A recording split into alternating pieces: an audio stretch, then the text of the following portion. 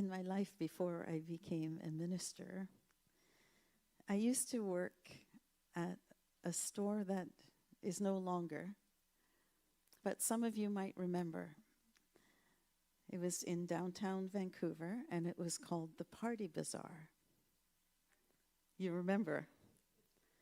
And it had this big balloon out, and our motto was celebrate every day. And Halloween was our Christmas, as you might imagine. We lived for Halloween. Everything we did was targeted towards how's Halloween going to be? How's this going to fit into Halloween? And one of the things that I noticed with Halloween is people, especially at that time, 10 years ago now almost, that people would come in, and we were at that time the only adult costume place, almost. We were the ones that had it all, and we decorated like crazy, and it was an experience to walk into the store. It was not going in to buy a costume, it was going in to find a Halloween experience, and costumes and accessories were like the bonus. The experience, the music, the things jumping out and playing, and the staff all having fun, and all of that was part of this experience. And people would line up, like we would have security outside lining up and letting people in because we had so many people who would come. And what was so interesting is that as soon as adults put on costumes, they transform. They have so much, it's as if somebody has given them a little check mark that says, it's okay to have fun now. And the biggest transformation that we saw is as soon as someone puts on a wig. I don't know what it is about a wig, but as soon as you put on a wig, it's like you're carte blanche to be something different and play in a way that is energizing and fun and silly. And I think that's magnificent. My encouragement, of course, is to try and do those fun and silly and playful things, even if you're not wearing a wig. But if that's what it takes to get the check mark, wear a wig every day.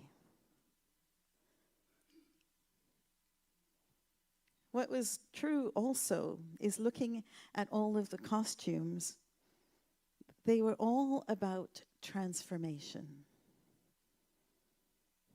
Whether it's a fairy tale costume, or whether it's a superhero costume, or whether it's a costume that is an animal, they always imply this ability for us to transform.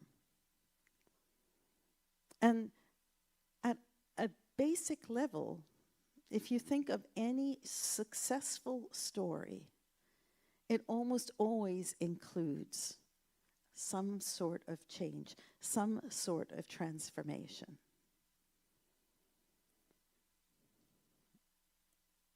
And of course, we are all in our own story. And a story always has a hero. Today, I want to speak about the idea of the hero's journey.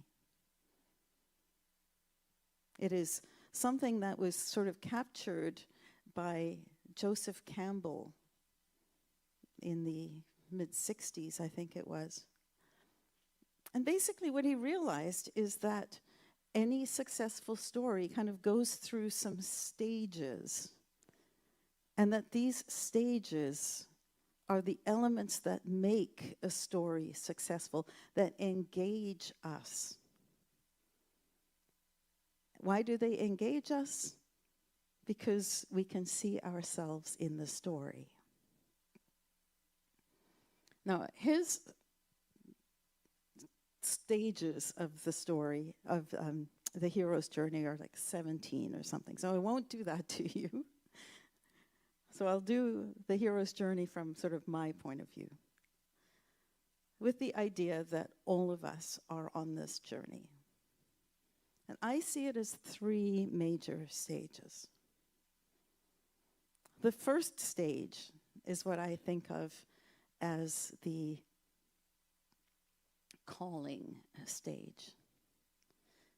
It is also, all stages require courage. So that's sort of the underpinning of being the hero in your own story.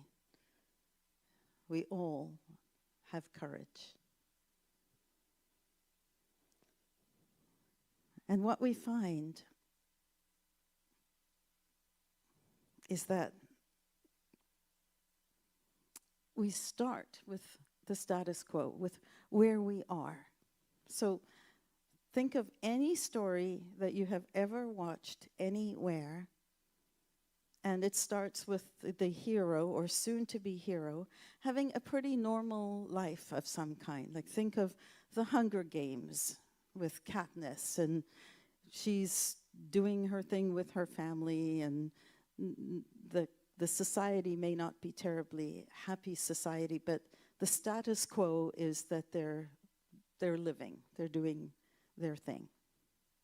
For us in our life, the status quo is exactly where we are now. And there's no real need for change, there's no call for change going on. Until shift happens. Something happens. And that something propels the hero, but not always right away. What typically happens is the hero realizes that there's something that should change, that they could change, that they'd like to see shift, and they are in the power to do a little bit of something about that. And the first thing they do is, I'm not going to do that.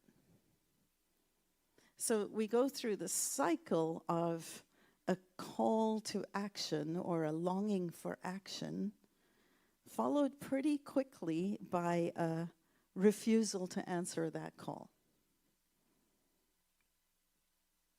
And we sometimes stay in that cycle for our lives, where we want to do something but we don't quite get to it, want to do something, don't quite get to it.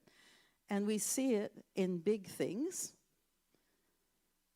like career changes and relationship changes and societal changes. But they also happen in little habits that we have, like sitting down to write a talk, where I could do it now, but I'll find something else that's much more compelling, like vacuuming. And there's this call to action and this refusal to get into the discomfort of it. And sometimes what happens then is that shift that happens, that forces the action, is A, you run out of time, or B, there's some sort of signal that this has to change. It may be that a mentor shows up, or it could be something as random as you see a sign along the side of the road and it's your final, like, okay, I get it, I gotta do this now. Sometimes it's something outside of your control that propels you. So sometimes it's a mentor, sometimes it's a tormentor. But something finally forces you to cross from your comfort zone to something different. And it really feels like you are stepping into an unknown,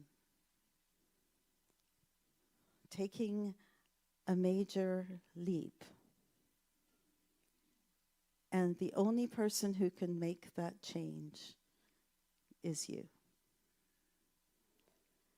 So you cross the threshold from the comfort, even if it was a discomfortable comfort, which I think all of us could probably identify with. We've all put up with things, perhaps, that are uncomfortable, but we know what they are.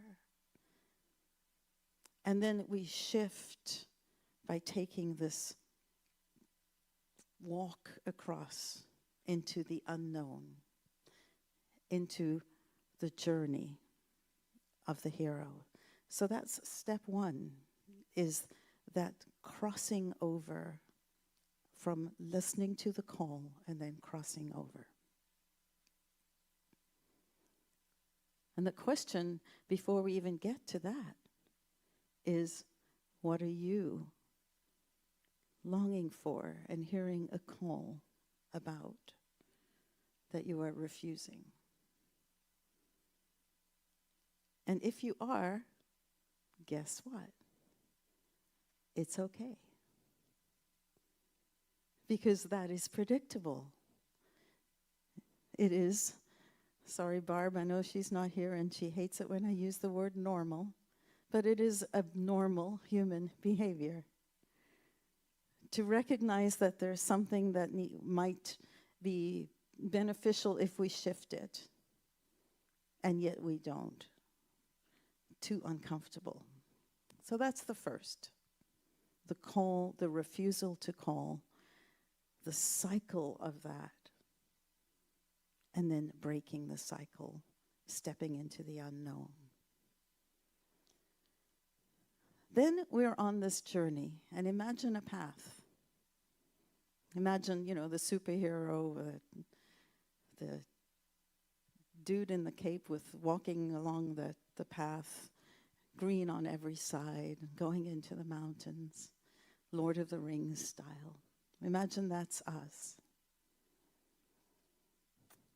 We have this mentor who has either inspired us to take the step, or we have the memory of the tormentor to tell us that this is what we want to do. And so we move into this stage, which I think of as commitment. And commitment works in 3 phases. Once we've entered in and said, yes, we're going to do this. The first is that we actually don't do all of it alone. So in every story, you will see that the hero finds supportive companions. In The Wizard of Oz, Dorothy collects companions, the Tin Man, the lion, the scarecrow, and I'm forgetting one. Tin Man, scarecrow, pardon? 73? Is it? Oh, and then the dog. The dog is with her too, so that's her other companion. And what's interesting about those is they're all looking for different things, right? Strength, heart, courage, which are representative of the things that we need when we're on this journey. So these companions join us on this journey. Jesus had 12 disciples. We have Luke Skywalker with Yoda and all of his sidekicks, Princess Leia and so on. I have to throw a Star Wars reference in there. Life would not be complete if I did not. But can you see how every story has these companions? And the companions are there to walk beside the hero and at times uplift them and remind them that they can do it, because the companions can see the greatness within the hero that sometimes the hero cannot see for themselves. Metaphysically, of course, the companions are the parts of us that will support us on our journey, that are there beside us, walking with us.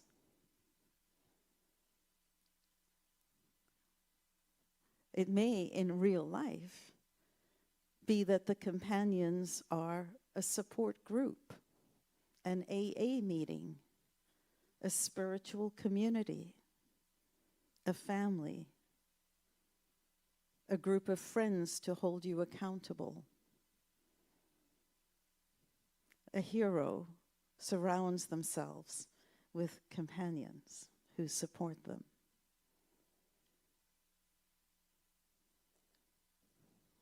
And yet the heroes don't trespass. They walk beside, they don't cross over. They let the hero be the hero, and they are happy to be the sidekicks, if you will. And so the question that I ask you to think of is, who are the people who you could draw on? Who are the organizations that you can draw on? The systems that you can draw on as you're making your transformational journey of any kind.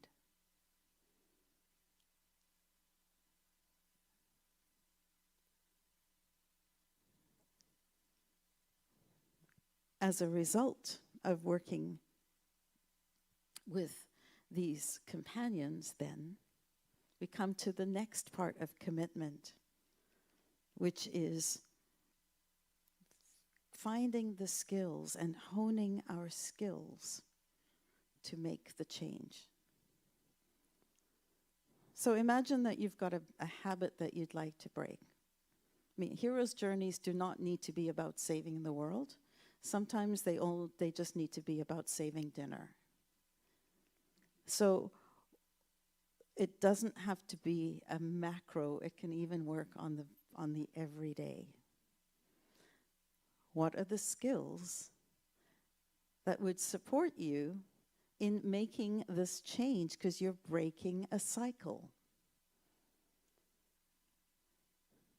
And so in the movies, of course, you see someone doing drills and using the force, and sometimes it works and sometimes it doesn't. And there are all these little challenges, mini challenges to learn from, to overcome. And at times the challenges are a test of commitment because they will fail. And you think you've got this, and it turns out you don't, and the strategy that you thought would work isn't going to work, and you're like, I'm out of here. I'm going back to the way it was before. I'm going to cross back into the uncomfortable but known that I didn't like, but it's more comfortable than failing all the time. And this is where having the companions is helpful, because they help bring you back and remind you of your goal.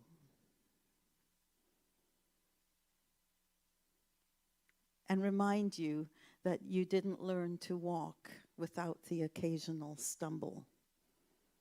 And you didn't learn to read by reading Love and War and Peace. You began to read with Janet and John, like baby steps. And so, commitment includes continuing to learn, continuing to learn from your failures, continuing to learn from what worked, and honing your craft until you become the master. And then the third step of commitment, which is something you don't see in the movies very often because it's boring,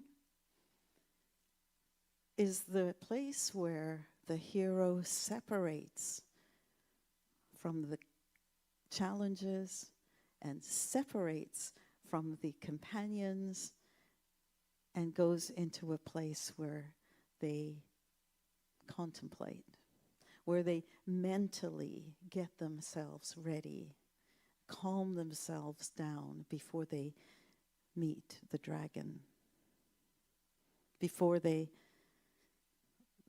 say the words that need to be said before they take on this challenge that they have been so afraid of.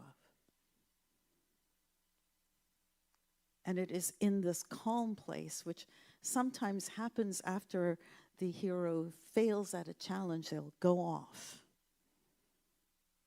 to calm themselves down and also to gain clarity again about what their vision is. And so this happens prior to the big battle, always. But we don't always see it in the movies. It is that final going within, that Gethsemane moment that Jesus had of, I'm all alone. Do I have to do this? It's not too late. Do I have to do this? I'm going to do this. And then finally, in this commitment place, this committed to change place, the final battle happens.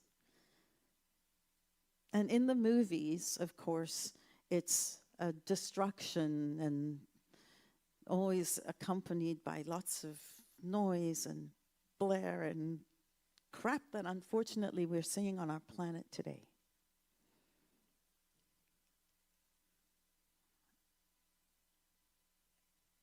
And my suggestion is that we take the calm with us when we go and face the dragon.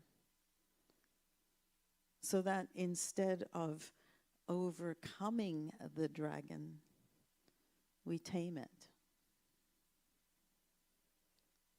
Instead of finding a way to have power over, as the heroes too often do, and then they become the villains themselves. That instead that we change our relationship. So this is the final change step. And it's always sort of Hollywood style is this big destructive thing, but big destructive things lead to big destructive things. And so my idea is that here is where we should make stories less interesting, but more intriguing and actually more challenging. And that is to take whatever it is that feels like the enemy and change your relationship to it. Because all of the skills that you have learned as the hero with companions, staying calm and refining as you go, are all designed for the good of all. And we don't live in a Hollywood movie where we need to destroy the bad guy, the bad boss, the crappy relationship, whatever it might be. Maybe all we need to do is find a way to change the relationship to it and then leave without it creating more anxiety, anger, and war. Remember, anytime you're in war, you're in a place of, we are right. By definition, that means the other is wrong. So instead, I encourage you to think about the idea on your hero's journey of not depressing, suppressing, rejecting the things that are your tormentors, but rather to find a way to become different in relationship to them. so that then, just like the witch in The Wizard of Oz, they just melt. They just melt away. Because sometimes I think the reason they seem so big is because we've given them so much power.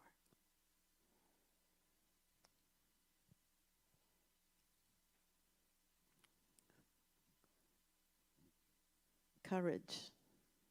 The courage to cross over.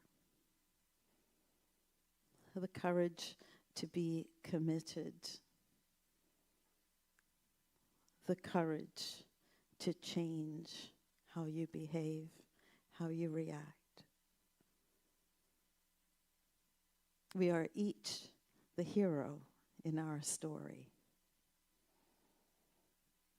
And even though we're not saving the world, in some ways we are. Because when we change, the people around us will shift how they behave. And then the people around them will shift how they behave. And there is a ripple effect that we are not aware of on an everyday level, but I am convinced is there.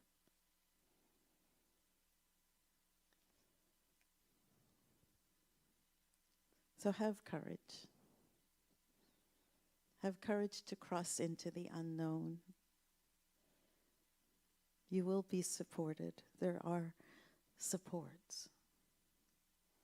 You can expect to fail and pick yourself up and start all over again. And every step that you take, 1 step forward and 3/4 of a step backwards, is still progress. And then change. Shift happens. Be the hero in your story. It will be the hero that makes a difference in all of ours. I bless you.